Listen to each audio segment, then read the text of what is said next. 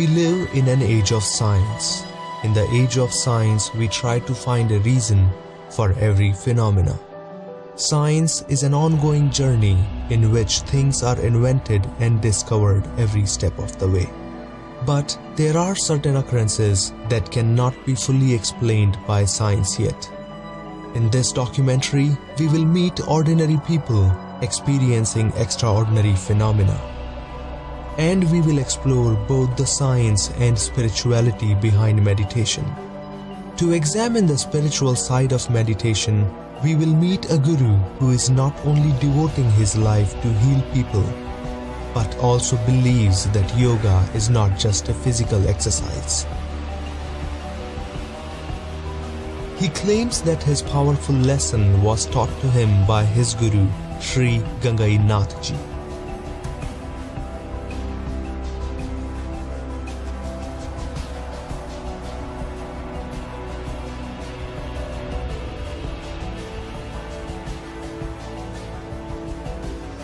And to investigate the scientific side, we will speak with the scientists, doctors, and professors who have been researching the effects of meditation on human body. Meditative practice is not something in the mind, some wishful thinking or something. Some people tend to think in these terms, but it goes to the very core, very bottom, very foundation of our physiology, which is the genetic material. One of the things we've found that I think is very intriguing with the effects of meditation is the changes that we talked about with expression of cytokine genes in the tissue. My name is Jayan Goswami. I am not affiliated with any association shown in this documentary. I created this documentary to present an unbiased investigation. We started our journey at a city in northwestern India called Bikaner. I grew up in this city, and that is where I came across this unconventional approach to yoga. We left Bikaner at around 6 in the evening to visit an ashram where hundreds of people practice meditation.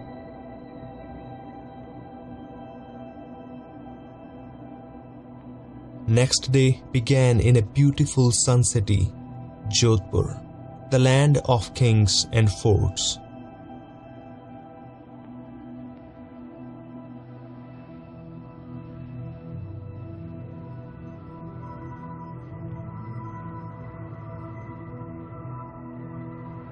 After a shaky drive over windy roads, we reached to a very peaceful place just outside the rush of downtown Jodhpur to talk to people who believe that meditation is curing them. The Adhyatm Vigyan Ashram.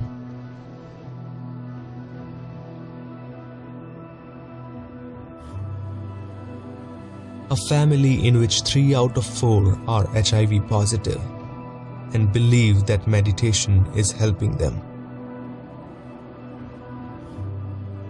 हाँ जी, मेरा नाम खैराम डूडी है। मैं ग्राम कागल का रहने वाला हूँ, भोपाल तहसील जोधपुर।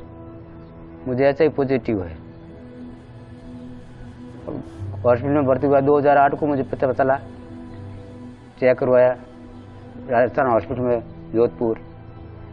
वहाँ से रिपोर्ट आई 3 दिन से। फिर बीकानेर 18 तारीख 11/2008 को बीकानेर में दीक्षा ली गुरुदेव जी की। जीवनाथ जी सर ने बताया, मेरे जीजा जी लगते हैं, वो जिप से अपनी जिप से लेकर गए वहाँ से दीक्षा लेके 25 तारीख को और दीक्षा ली, बच्चे बच्ची घरवाली ने सब ने। उससे हम गुरुदेव से जुड़े हैं उस दिन से। 18/11/2008 से वो आज तक रोज ध्यान कर रहे हैं और ध्यान करता रहूँगा।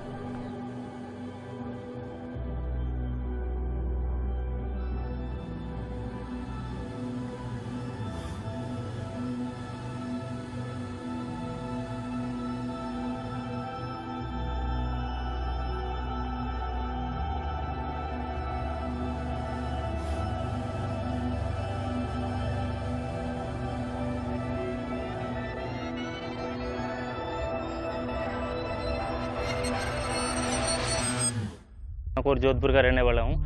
मैं भारतीय नौसेना में कार्यरत था। 22 अप्रैल 2008 को मैं रक्तदान के लिए गया, तो वहाँ पे मुझे HIV पॉजिटिव डिटेक्ट हुआ। उसके बाद मैंने JJ हॉस्पिटल और 1-2 हॉस्पिटल में और टेस्ट करवाया, वहाँ पे भी मेरा HIV पॉजिटिव आया।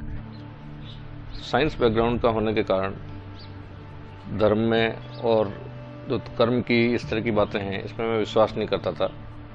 लेकिन 97 में गुरुदेव का बाड़मेर में कार्यक्रम था। उस कार्यक्रम में किसी ने बताया कि गुरुजी आए हैं, कुछ चमत्कार दिखाते हैं। चमत्कार की जिज्ञासा में मैं वहाँ देखने के लिए चला गया। तब देखा तो कई लोगों को मूवमेंट हो रहा था, हाथ हिल रहे थे, पाँव हिल रहे थे, गर्दन हिल रही थी। मुझे बड़ा आश्चर्य हुआ कि लोग मंत्र जप कर रहे हैं और ये इस तरह से मूवमेंट कैसे हो रहा है। मंत्र मैंने भी सुना गुरुदेव के मुँह से, घर आके करने की कोशिश की, कोई मूवमेंट नहीं था मेरे शरीर में। We spent a day meeting and interviewing people while visiting the Jodhpur ashram.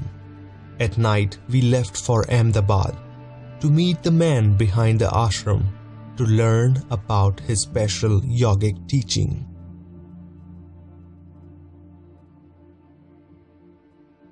The next morning, we arrived in Ahmedabad. मैं जो मंत्र देता हूँ उससे साधक की कुंडलिनी जाग जाती। समझे?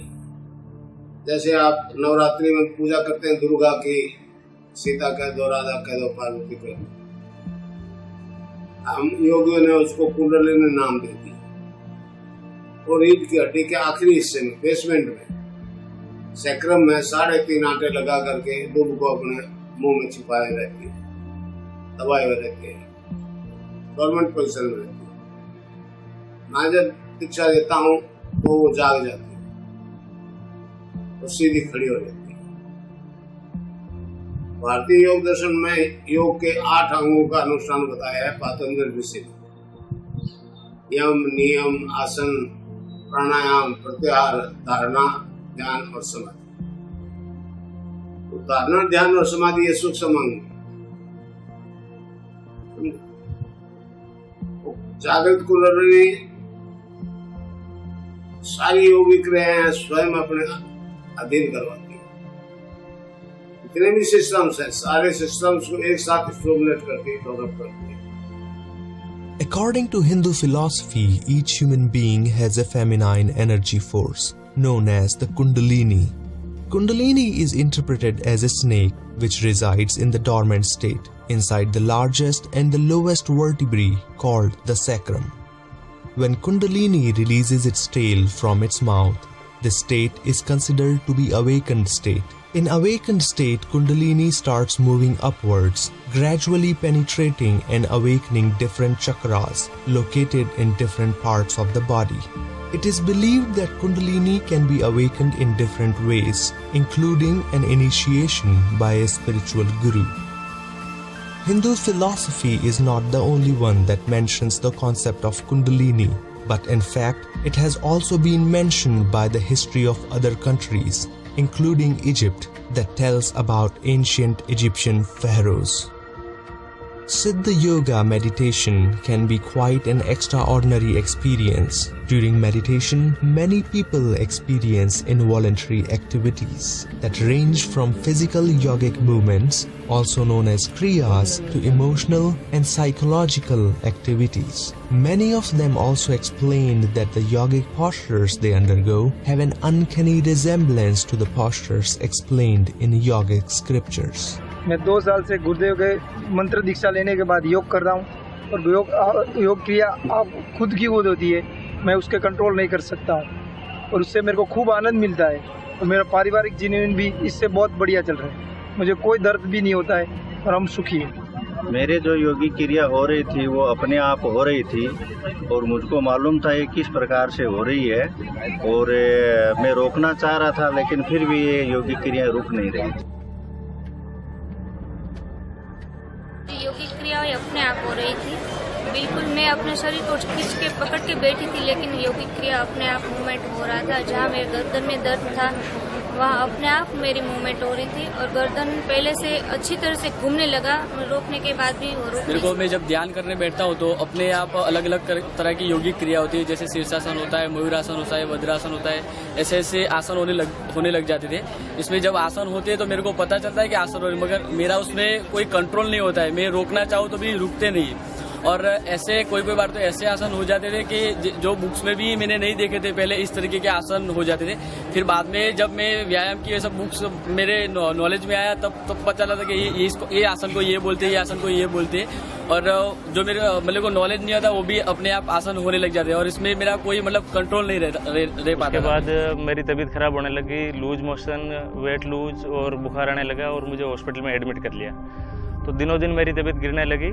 तो मुझे 27 मई 2008 को एक मेडिकल असिस्टेंट अर्जुन सिंह जी मिले। उन्होंने मुझे गुरुदेव के बारे में बताया। उन्होंने कहा कि आप इस तरह से ध्यान करोगे तो ये बीमारी ठीक हो जाएगी। तो मुझे बिल्कुल यकीन नहीं हुआ। मैंने बोला कि भाई डॉक्टर साहब भी बोल रहे हैं इसका कोई इलाज नहीं है, तो इस फोटो से क्या होगा। लेकिन मेरी मजबूरी थी कि मौत सामने खड़ी थी, तो मैंने फ़ोटो से ध्यान करना शुरू किया। 15-16 दिन बाद में मुझे स्वतः प्राणायाम होने लगे और फिर तरह तरह की योगिक क्रियाएँ, आसन, बंद मुद्राएँ अपने आप होने लगी और उससे मेरा स्वास्थ्य ठीक होने लग गया। अक्टूबर में मैंने दीक्षा लेने के बाद अक्टूबर 2009 में वायरल लोड टेस्ट करवाया, जिसमें मेरा वायरल लोड 4,85,591 था। जब डॉक्टर साहब ने जब मेरी रिपोर्ट देखी तो उन्होंने बोला कि आपका वायरल लोड बहुत ज़्यादा है और आपको कभी भी कोई अटैक आ सकता है और उससे आप फिर रिकवर नहीं होगे। तो उन्होंने मुझे दवाई लेने के लिए एडवाइस किया और उन्होंने मेरी केस शीट पे दवाइयाँ लिख दी। तो मैंने गुरुदेव को बोला, उनको डॉक्टर को बोला कि डॉक्टर साहब मैं ध्यान कर रहा हूँ और उससे मुझे पता है कि मैं ठीक हो रहा हूँ और मैं किसी तरह की दवाई नहीं लूँगा। तो उन्होंने बोला कि आप दवाई लो या मत लो, मैं आपकी केस शीट में लिखूंगा। तो उन्होंने मेरी केस शीट में दवाई लिख दी। उसके बाद मैंने ये अनविलिंगनेस टू ट्रीटमेंट का फॉर्म भर के और डॉक्टर साहब के साइन करवाए कि भाई मैं कोई ट्रीटमेंट नहीं ले रहा हूँ, किसी तरह की दवाई नहीं ले रहा हूँ। उसके 9 महीने बाद में मैंने अगेन रिपोर्ट करवाई, ये अपना जुलाई 2010 को। तो उसमें मेरा वायरल लोड 1,61,000 आ गया था। मतलब बिना कुछ दवाई लिए ध्यान से 3,24,000 मेरा वायरल लोड रिड्यूस हो चुका था।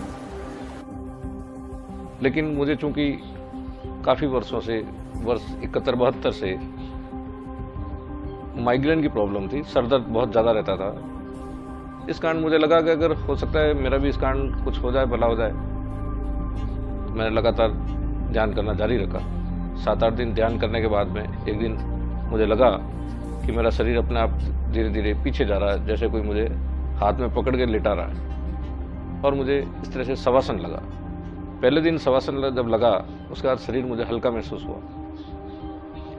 कुछ दिन बाद मुझे लगा कि पहले महीने में 3-4 बार सर दर्द होता था माइग्रेन के कारण, और बहुत ज़्यादा सर दर्द होता था। जब तक उल्टी नहीं होती, गोली नहीं लेता और घंटा पर रेस्ट नहीं करता, वो सर दर्द ठीक नहीं होता था। लेकिन कई दिनों तक सर दर्द नहीं हुआ तो मुझे लगा कि ये इसी कारण गुरुदेव ने जो मंत्र दिया है, मंत्र जाप से जो मुझे शवासन लगा है, शवासन के कारण वो सर दर्द बिल्कुल चला गया। आज 97 नवंबर के बाद इतने साल हो गए, उसके बाद वापस ऐसा दर्द कभी भी नहीं हुआ। उस दर्द से परमानेंटली छुटकारा हो गया। जब दर्द खत्म हो गया तो मुझे लगा बिना दवाई के, बिना किसी खर्चे के आदमी की इस तरह से अगर बीमारी चली जाए, जिसके लिए डॉक्टर कहते हैं जिंदगी भर आपको ये दवाई लेनी पड़ेगी, तो ये तो मानव सभ्यता के लिए, मानव मात्र के लिए बहुत ही अत्यंत उपयोगी चीज़ है। तब मैं गुरुदेव के आश्रम में नियमित आना शुरू किया।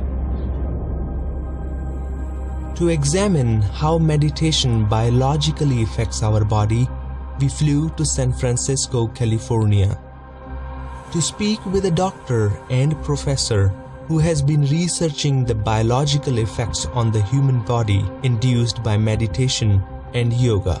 He is also working on advancing our understanding on how to maintain our health in ways that medication alone cannot address.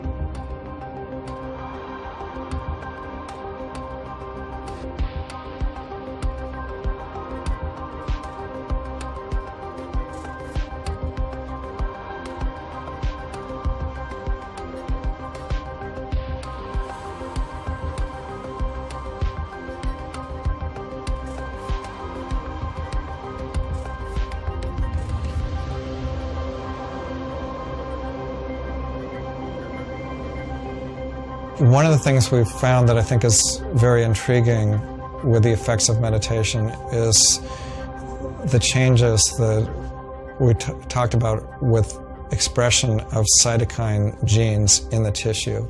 Ultimately, a lot of the different ways in which psychological states are translated into physical states in the body have to do with whether genes in our cells are either being turned on or expressed more, or being turned off or decreased in their expression. Deep down, one of the things that differentiates human beings from any other living organisms is their genes. Genes are the unit of inheritance. They also act as an on-off switch for inheriting and controlling various factors in the span of life. Scientists have observed the changes in the genetic expression induced by meditational practices. In the studies that we did in people who were overweight, looking at what was happening in the fat tissue when they added meditation to the kind of diet and exercise program that they were getting, was that we found that some of the genes that are involved in inflammatory responses that may have a whole set of ill effects on their health, those genes were being expressed less in the group that was getting meditation compared to the group that was just getting the standard diet and exercise. So this was, to me, a very exciting finding, showing potentially connections between what people were doing with a meditation practice and what was happening actually in the tissues, in the fat cells, in the expression of these genes involved in inflammatory responses. Our next stop is Oslo, Norway, where we will speak with a professor at the University of Oslo who has also been researching the effects at the genetic level induced by meditation and yoga.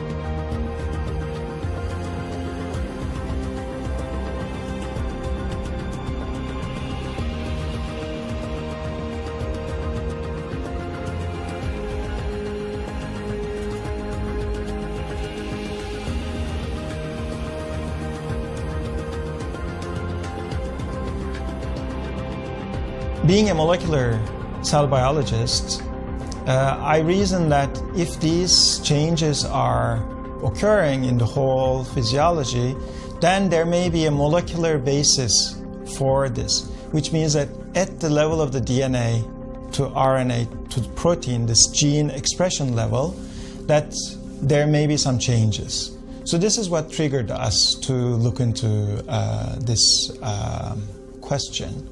And the way we've done this is that we've taken 10 people who had learned a comprehensive yogic program, which includes gentle yoga postures, powerful breathing exercises called pranayama, and a very powerful breathing exercise called Sudarshan Kriya, which includes also meditation. So this is a 2-hour program which is done once a week. What we've done is that these 10 people, they participated in this program 2 days in a row, and then on 2 other days, as a control regimen, instead of doing this, they did a control program where they went for a walk in nature and they listened to relaxing music. And then before they started these practices, either the yogic program, yoga, breathing, Sudarshan Kriya, and meditation, and also afterwards, we took blood from them, and then from the blood, we isolated the immune cells in the circulation, and we compared the gene expression patterns before and after the practice or the control regimen. based on this analysis, we found that there were approximately 4 times more genes which were affected by this yogic program, this meditative program, compared with the control regimen, suggesting that this yogic program, meditative program, first of all, has significant effects at the gene expression level. So the effects go actually to the very basis of our physiology, to that blueprint, the expression of that blueprint. And secondly, that the effects are more than light exercise and relaxation. We were very intrigued with this result, and now we are engaged in doing follow-up studies.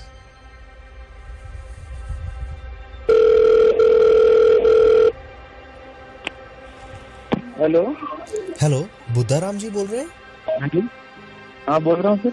Budharam जी, मैं चयन गोस्वामी बोल रहा हूँ। आपको अगर याद हो तो कुछ वर्षों पहले मैंने आपका इंटरव्यू लिया था गुरु सियाग जी की डॉक्यूमेंट्री के लिए। तो बस हाँ जी बिल्कुल। और बस के संदर्भ में आपसे मैं बात करना चाहता था। आपका स्वास्थ्य वगैरह कैसे है आजकल? एकदम फिट हूँ सर। बहुत बढ़िया बुद्धाराम जी। और मैं ये पूछना चाह रहा था बुद्धाराम जी कि अगर दिसंबर में हम आपका एक इंटरव्यू और लेना चाहें तो आपके पास समय होगा थोड़ा? बिल्कुल सर, बोल देना, मैं आ जाऊंगा, तो लेकर कोई प्रॉब्लम नहीं है। अच्छा, थैंक यू। और आप आजकल कहाँ पोस्टेड है वैसे? मैं चित्तौड़गढ़ में हूँ, अपना पांचोली थाना में चल रही है अभी। बहुत बढ़िया बुद्धाराम जी। और आपका स्वास्थ्य अच्छा चल रहा है, ये जान के बहुत ही खुशी हुई। और अब ध्यान आप अभी तो फिजिकल भी ट्रेनिंग में काफी था सर, मतलब 10 किलोमीटर दौड़ भी 44-43 मिनट में कर लेता था आराम से इसके। बहुत बढ़िया। तो बुद्धाराम जी, मैं आपको एक बार इंडिया आके संपर्क करूंगा दिसंबर के शुरू में, और अगर आप थोड़ा सा समय निकाल पाए तो बहुत अच्छा रहेगा। मैं जरूर निकाल लेंगे, आप इन्फॉर्म कर देना, मैं आ जाऊंगा sir.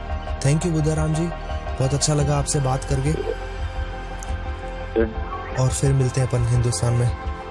Okay sir, thank you. Buddharam ji, हमने जो आपका पिछला इंटरव्यू लिया था और जो इंटरव्यू आज हम ले रहे हैं, उस बीच लगभग 4 साल बीत चुके हैं। और इन 4 सालों में आपके जीवन में बहुत सारे परिवर्तन आए होंगे। आप उन कुछ परिवर्तनों को क्या हमारे साथ बांटेंगे? शुरू में तो सर मैं बहुत घबरा गया था और जीने की उम्मीदें छोड़ चुका था, लेकिन अभी मैं सोच रहा हूँ कि HIV मेरी ज़िंदगी में एक वरदान बन के आया, और उसकी वजह से मैं गुरुदेव से जुड़ गया और मुझे सत्य का पता चला। नहीं तो मैं इस सत्य का पता मुझे नहीं चल पाता। बुद्धाराम जी, क्या आप इन दिनों किसी भी तरह की दवाइयों पर हैं? एलोपैथिक, होम्योपैथिक या फिर आयुर्वेदिक? बीच में ट्रेनिंग में 2-3 महीने मैंने दवाई ली थी, बीच में ध्यान और नाम जप नहीं हो पा रहा था, उसके बाद फिर बंद कर दिया। अभी मैं कोई दवाई वगैरह नहीं ले रहा हूँ। इन 4 सालों में आपकी शारीरिक और मानसिक स्थिति में भी बहुत सारे अंतर आए होंगे। पहले से ज़्यादा और मजबूत हो गया हूँ मैं, मेंटली भी और फिजिकली भी। फिजिकल तो अभी ट्रेनिंग में हमारे जो 10 किलोमीटर दौड़ होती थी वीकली, मैं 44-43 मिनट में क्लियर कर लेता था। और मेंटली भी जो याददाश्त वगैरह है पहले से अभी ज़्यादा तेज हो गई है मेरी। बुद्धाराम जी, आप इन दिनों किस तरह का काम कर रहे हैं और क्या नौकरी कर रहे हैं आप? और जिस ट्रेनिंग की अभी आपने व्याख्या करी, अगर आप हमें उसके बारे में भी थोड़ी जानकारी दें, थोड़ा बताएं उसके बारे में, तो हमें बहुत अच्छा लगेगा। नेवी से मैं अगस्त 2010 में रिटायर हो गया था। मेडिकल ग्राउंड पे मुझे रिटायर कर दिया था। उसके बाद फिर मैंने तैयारी की और राजस्थान पुलिस में सब इंस्पेक्टर की पोस्ट पे हूँ अभी। तो 12 महीने की ट्रेनिंग कंप्लीट करके, और अभी चित्तौड़गढ़ में पोस्टिंग है मेरी, सब इंस्पेक्टर की पोस्ट पे हूँ। बुद्धाराम जी, आप HIV पॉजिटिव हैं और आप काफ़ी समय से कोई दवाइयाँ भी नहीं ले रहे हैं और आप डॉक्टर से भी कंसल्ट नहीं कर रहे हैं। तो क्या आपको ऐसा पूर्ण विश्वास है कि ध्यान आपके जीवन को आगे बढ़ाने के लिए काफ़ी है? देखो सर, शुरू में तो मैं बहुत घबरा गया था और डॉक्टरों के वगैरह सभी के बहुत चक्कर काटे, लेकिन कहीं भी फ़ायदा नहीं हुआ मुझे। और फाइनली जो ध्यान से मुझे रिजल्ट मिलने लगे, वो रिजल्ट और कहीं भी नहीं है। और मुझे अभी किसी डॉक्टर वगैरह से कंसल्ट करने की भी ज़रूरत नहीं है। मैं खुद, मुझे पूरा विश्वास है कि इस ध्यान करने से कोई भी बीमारी ठीक हो सकती है। बीमारी भी नहीं, चाहे कोई भी समस्या है, रेगुलर नाम जप और ध्यान करेंगे तो वो ठीक हो जाएगी। बुद्धाराम जी, क्या आपको लगता है कि ये विश्वास काफ़ी है आपके जीवन को आगे बढ़ाने के लिए? मेरे लिए तो बहुत काफ़ी है सर, क्योंकि इसी के सहारे मैं आज जिंदा हूँ और आगे भी इसी विश्वास के सहारे ही रहूँगा। बुद्धाराम जी, जैसे आपने अभी बताया हमें कि आप दवाइयों पर निर्भर नहीं होना चाहते थे, तो आप क्या दवाइयों से दूर रहना चाहते थे या आपको ऐसा लगता था कि ध्यान ही इस बीमारी का इलाज है? नहीं, शुरू में सर मैंने डॉक्टर साहब ने बोला था दवाई के लिए, और दवाई वाले पेशेंटों की भी मैंने हालत देखी थी। फिर मैं वाले के वहाँ गया, उन्होंने भी बोला कि भाई लाइफ टाइम तक आपको दवाई खानी पड़ेगी, बाकी इसका कोई और इलाज नहीं है। तो यकीन मुझे गुरुदेव, सच बताऊं तो मुझे इन पर भी यकीन नहीं था, लेकिन मेरी मजबूरी ये थी कि मेरे सामने कोई ऑप्शन ही नहीं था। तो मजबूरी बस मैंने ध्यान करना शुरू किया, लेकिन जो रिजल्ट मिलने लगे, उस रिजल्ट की वजह से मुझे अपने आप विश्वास होता गया कि भाई यहीं पर सब कुछ है और कहीं मुझे भागने की जरूरत नहीं है। बुद्धाराम जी, अब हम आपसे ये जानना चाहेंगे कि आप किस तरह का ध्यान करते हैं और आपके ध्यान करने का क्या तरीका है, और जब आप ध्यान करते हैं तो आपको अपने शरीर में या मन में किस तरह के परिवर्तन महसूस होते हैं? मैं सदगुरुदेव श्री रामलाल जी सियाग का सिद्ध योग दर्शन है, उनका रामलाल जी सियाग का ध्यान करता हूँ। उसमें गुरुदेव के फोटो को आज्ञा चक्र पे यहाँ मन में सोचता हूँ और मन में जो गुरुदेव मंत्र बताते हैं उसका जाप करता हूँ। उसके बाद वैसे तो अभी मेरा चलते फिरते भी ध्यान लगता है, प्राणायाम होते हैं, और रेगुलर सुबह शाम मैं टाइम निकाल के 15 मिनट ध्यान करता हूँ। और अजपा चलता है, नाद सुनाई देती है और खेचरी मुद्रा लगती है। हर 10-15 मिनट बाद में अपने आप खेचरी मुद्रा लग जाएगी, जिसमें जीभ मेरी पलट के ऊपर तालू में चली जाती है। वहाँ से 2-3 बूंद ठंडा रस आता है और पूरी बॉडी में एक ठंडी वेव्स ऊपर से लेकर नीचे तक ऐसे आती है। ये जो अनुभव आपने हमारे साथ बांटे, जैसे कि आपकी जीभ तालू पर चिपक जाती है और आपकी शरीर में एक तरंग सी महसूस होती है आपको, और आपको नाद भी सुनाई देती है, इन असामान्य क्रियाओं को आपका दिमाग जो है किस तरह से ग्रहण करता है? मानसिक रूप से भी पहले तो सर मुझे ऐसा लगता था कि अभी मैं बचूंगा नहीं, लेकिन अभी बिल्कुल कभी भी मेरे माइंड में ये आता ही नहीं है कि मुझे ये प्रॉब्लम थी या मुझे ये बीमारी है तो क्या होगा। और अभी मुझे डिटेक्ट हुए लगभग 6 साल हो गए हैं। मेरी वाइफ आज भी नेगेटिव है। अभी डॉक्टर तो बोल रहे हैं कि भाई 6-7 महीने बाद में वो भी पॉजिटिव, लेकिन इनके आज भी नेगेटिव है। मैं हर 6-7 महीने बाद में टेस्ट करवा रहा हूँ। तो इस ध्यान से ऐसा कुछ हो रहा है कि उससे आगे भी नहीं मतलब फैल रहा है ये।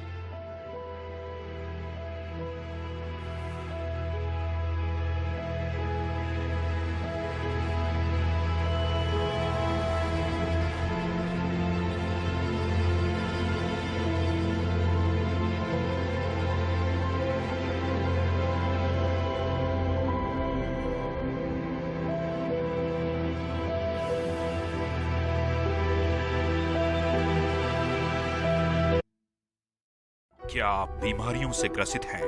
क्या आप नशे की आदत से परेशान हैं? क्या एक मंत्र के जाप और फोटो के ध्यान से हो सकता है ऑटोमेटिक योग व प्राणायाम? क्या आप ईश्वर का प्रत्यक्ष अनुभव करना चाहते हैं? इन सब प्रश्नों का हल है गुरु सियाग सिद्ध योग। निर्गुण निराकार और सगुण साकार के स्वरूप गुरु रामलाल जी सियाग के सिद्ध योग की शक्ति को अपनाकर देश विदेश के लाखों लोगों ने अपने जीवन में अभूतपूर्व परिवर्तन देखे हैं।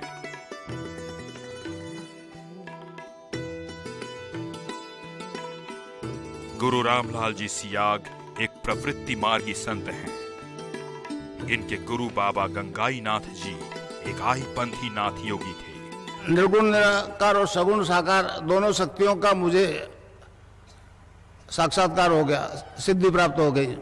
महर्षि अरविंद ने कहा कि ये दोनों सिद्धियां अगर एक ही जीवन में एक ही आदमी में हो जाए तो मानव मात्र का कल्याण हो जाएगा।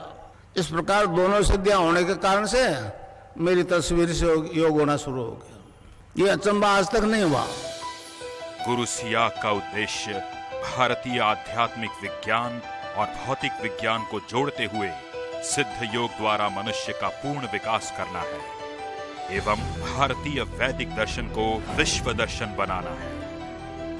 मानवता में सतोगुण का उत्थान और तमोगुण का पतन करने अकेला ही निकल पड़ा हूँ। मुझ पर किसी जाति विशेष, देश विशेष या धर्म विशेष का एकाधिकार नहीं। सिद्ध योग को निरंतर करने से आपके शरीर में सोई हुई कुंडलिनी शक्ति जागृत हो जाती है। ये जागृत शक्ति अपने नियंत्रण में मनुष्य की आवश्यकता अनुसार ऑटोमेटिक योग करवाती है, जो आजकल प्रचलित सभी प्रकार के व्यक्तिगत प्रयासों से किए जाने वाले योगों से अधिक सरल, श्रेष्ठ और प्रभावी है, जिससे सभी शारीरिक, मानसिक, पारिवारिक और सामाजिक परेशानियों का समाधान होता है। महर्षि अरविंद ने कहा है, इस देश का उद्धार 2 मंत्र करेंगे। पहला 1906 में प्रकट हो गया, वंदे मातरम। दूसरे मंत्र को महर्षि अरविंद ने संजीवनी मंत्र कहा है। इसलिए मेरे शिष्यों को कहता हूँ कि मैं जो दे रहा हूँ वो संजीवनी मंत्र है। गुरु सियाग सिद्ध योग से कुंडलिनी जागरण द्वारा मनुष्य में होने वाले आंतरिक परिवर्तन से ही पूरे विश्व के लोगों की समस्याओं का समाधान संभव है। अब वो मैं आपको दीक्षा दूंगा तो आपकी कुंडलिनी जागृत हो जाएगी और ऑटोमेटिकली योग होगा। अब मंत्र बता दूं, उसको जपना है, क्लिंग कृष्ण क्लिंग क्लिंग, गै की ध्वनि निकलेगी पीछे, cling Krishna cling cling Krishna cling. अब आपको बताते हैं ध्यान करने की विधि। आरामदायक स्थिति में बैठकर गुरुदेव के चित्र को आज्ञा चक्र पर स्मरण करते हुए दिव्य मंत्र का मन ही मन 15 मिनट तक जाप करना है। Cling Krishna cling cling Krishna cling cling Krishna cling cling Krishna cling. सांसारिक सुखों में रहते हुए मोक्ष प्राप्ति का एक सफल साधन, गुरु सियाग सिद्ध योग।